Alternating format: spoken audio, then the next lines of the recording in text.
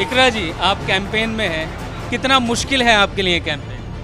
मुश्किल नहीं है, बहुत अच्छा लग रहा है सबके बीच में जाके और अच्छा रिस्पांस हमें मिल रहा है, तो कुछ मुश्किल नहीं लग रहा है। बहुत अच्छा सपोर्ट है, रिस्पांस है, इट्स मुश्किल नहीं है। देश में इस समय जो हिंदुत्व की राजनीति हो रही है, जब जय श्री राम का नारा चलता है तो जिन मुद्दों की आप बात कर रही थी, आप बिजली की, स्थानीय मुद्दों की बात कर रही थी, वो कहीं ना कहीं दब जाते हैं। उसका मुकाबला आप कैसे करेंगे? देखिए, ये बहुत लंबी राजनीति हो गई है जब से ये भेदभाव इन्होंने और दीवार जो खाई बीच में डालने की कोशिश करी है, लेकिन ये पहली बार है कि हम देख रहे हैं कि यहाँ पर इस बार कोई मुद्दा नेशनल जो नैरेटिव ये चलाते हैं वो कोई मुद्दा नहीं है। इस बार मुद्दा अगर है तो वो लोकल इश्यूज़ है, जो लोकल जनप्रतिनिधि है उनके बीच में कंपटीशन है और जो लोकल मुद्दे हैं यहाँ के लोगों के, वही मुखर रूप से उभर कर आ रहे हैं। यहाँ पर कोई नेशनल नैरेटिव रिलीजन का हो, जाति का हो, उसका कोई भेदभाव नहीं है। लोगों में नाराज़गी काम को लेकर है और काम करने वाले लोग होने चाहिए, तो वही है, यहाँ और कोई मुद्दा नहीं है। यहाँ राज्य में भी बीजेपी की सरकार है, केंद्र में भी बीजेपी की सरकार है, और जब सरकार होती है तो संसाधन भी ज़्यादा होते हैं। कि आप वाकई में मुकाबला कर पा रही हैं? बिल्कुल कर पा रहे हैं। देखिए, हमारा जो ज़िला है, यहाँ पहले भी भाजपा को हराया था। 3 सीट हमारे ज़िले में, तीनों में भाजपा हारी थी और यही मूड है हमारे ज़िले का। ये बहुत क्रांतिकारी लोग हैं और तो हमें पूरी उम्मीद है कि संसाधनों से फ़र्क नहीं पड़ता। यहाँ पर लोगों को चाहिए कि उनके बीच में रहे लोग, जो भी जनप्रतिनिधि है उनके बीच में रहे, उनके दुख सुख में रहे, उनकी समस्या सुन सके। आप अपने पिताजी का नाम ले रही थी और यहाँ लोग भी उनकी बात कर रहे हैं, उनकी विरासत को आप कैसे आगे बढ़ाएंगे? देखिए, मेरे पिताजी किसी भी जाति या मज़हब से ऊपर उठकर उन्होंने क्षेत्र में राजनीति करी थी और जैसा आप सबको यहाँ सब लोग कह भी रहे थे कि उन्होंने जनवाया था कि एक जनप्रतिनिधि क्या होता है। उस टाइम पर जो सांसद होते थे वो नहीं इतना मिलते थे, लेकिन मेरे पिताजी उस टाइम पर वो सबके बीच में रहकर सबका व्यक्तिगत उन्होंने कई लोगों के हज़ारों की तादाद में यहाँ पर काम कराए हैं, तो उसी का प्रभाव है। आज मैं जो भी कुछ हूँ ये उनकी मेहनत का नतीजा है और उन्हीं के विचारों को मैं आगे ले जाना चाहती हूँ।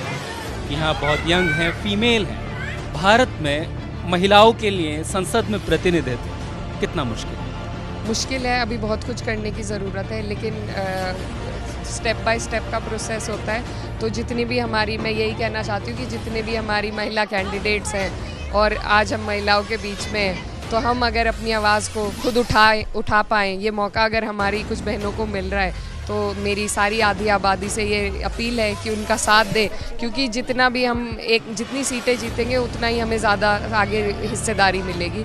तो ये कोशिश है, अभी बहुत कुछ करने की ज़रूरत है।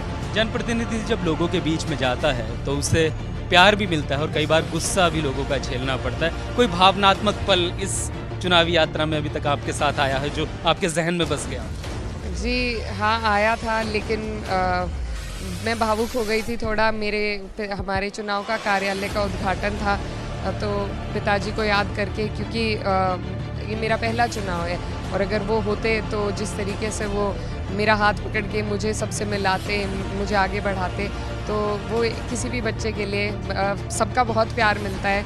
मैं बहुत आई एम वेरी फॉर्चुनेट, लेकिन एक बाप की कमी को कोई पूरा नहीं कर सकता, तो वो कभी कभी महसूस होता है। लेकिन मुझे बहुत अच्छा लगता है, क्योंकि जितना मैंने उनके साथ रहकर नहीं सीखा, उतना मैं उनसे ज़्यादा उनके किस्से सुनकर, लोगों के बीच में जाकर मुझे सीखने को मिलते हैं उन्हीं के कार्यशैली के बारे में। तो बहुत भरपूर प्यार मिल रहा है, समर्थन मिल रहा है, बस उम्मीद है कि हमारी सीख। तो एक चीज़ जो आप इस क्षेत्र के लिए करना चाहेंगी सांसद के रूप में? जी, बहुत सारी चीज़ें हमारे क्षेत्र के विकास के कई मुद्दे हैं, वो हैं, लेकिन मैं पर्सनली, मेरे जो दिलचस्पी है, मैं महिलाओं के लिए उच्च शिक्षा के केंद्र में काम करना चाहूँगी, क्योंकि यहाँ पर समस्या है। जैसा मैं अपने भाषण में भी कह रही थी, हमारा ज़िला नया है, यहाँ मुजफ्फरनगर से टूटकर ये नया ज़िला बना है, तो सारी जो संस्थाएं थी सरकारी वो मुजफ्फरनगर में रह गई थी। तो यहाँ पर हमारी जो बहनें हैं उन्हें बड़ी दिक्कत है उच्च शिक्षा के लिए, उन्हें या तो मुजफ्फरनगर, मेरठ, सहारनपुर जाना पड़ता है। तो प्रयास ये रहेगा, अगर सरकार आ गई तो सरकार के माध्यम से, नहीं तो प्राइवेट इन्वेस्टमेंट्स और तरीके जो होते हैं उनसे हम पूरी कोशिश करेंगे कि उसका कुछ समाधान निकालें। बस मैं आपसे आखिरी सवाल करूँगा। आपका नाम इकरा हसन है, एक धार्मिक पहचान भी आपके साथ चलती है। क्या आपको लगता है कि कभी वो आपके राजनीतिक करियर में, जिस तरीके का माहौल है, जैसे किनारे कर दिया गया है मुसलमानों को राजनीति में, कभी ये महसूस होता है कि वो एक रुकावट भी है पहचान आपकी? नहीं, देखिए ऐसा नहीं है, क्योंकि मैं अपने एक्सपीरियंस से अगर बताऊंगी, आज हम जाट बहुल्य गांव में खड़े हैं, सब लोग कितना प्यार और मान सम्मान दे रहे हैं, तो ये एक गिव एंड टेक प्रोसेस है। और हमारा जो क्षेत्र रहा है वो मशहूर है इस बात के लिए, क्योंकि 13 में जब मुजफ्फरनगर में दंगे रहे थे तो कैराना तब भी पीसफुल रहा था। यहाँ के लोगों ने लोगों को रिहाइश दी, उनकी मदद करी, लेकिन यहाँ दंगा नहीं भड़का। तो ये वो क्षेत्र है और उस धरती से मैं आती हूँ, तो मैं बहुत शुक्रगुजार हूँ कि मैं यहाँ से आई come from such a place. और मैं यही कहना चाहती हूँ कि मेरे नाम का मतलब इकरा है, पढ़ना उसका मतलब है।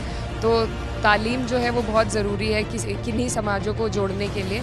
तो वही मेरा प्रयास है कि मैं अपनी तालीम अपने व्यवहार में दर्शा सकूं और सबको जोड़ सकूं, भाईचारा बना सकूं।